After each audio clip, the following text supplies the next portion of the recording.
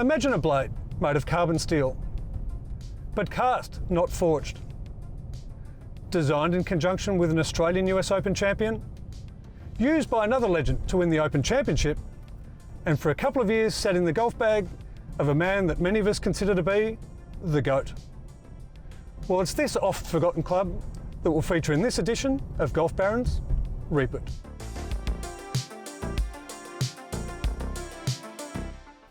When Australia's David Graham won the 1981 US Open at Merion, following his 1979 PGA victory at Oakland Hills, the Japanese-born Daiwa company decided to collaborate with him in honour of his impressive victory.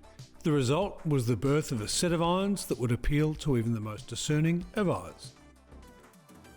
But the name, or the DG, that's pretty obvious. For those of you playing at home, David Graham. But the 273? Well, that was his winning score to win the 1981 US Open at Merion. And for owners of the DG 273, that's a nice little touch really, especially if you're Australian. The iron itself broke the mould in terms of what was expected of a blade at that time. Instead of being forged, it was the first investment cast carbon steel iron on the market. It was made with such precision, very little finishing was required other than the magnificent chrome plating. A lesser known fact about the Daiwa Advisor DG 273 is that a little American upstart, Eldrick Woods, had them in his bag in 1992 and 1993, whilst dominating world junior golf.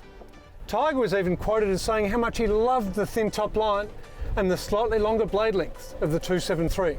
Given his reputation for having a discerning eye when it comes to blade shape, it's quite the compliment really.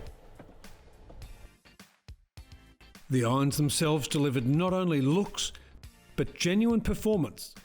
The great IBF, Ian Baker Finch, was gaming the DG 273s when he won the 1991 Open Championship at Royal Birkdale. Another fitting endorsement of the purity of these blades and a big tick to Graham's eye as a club designer.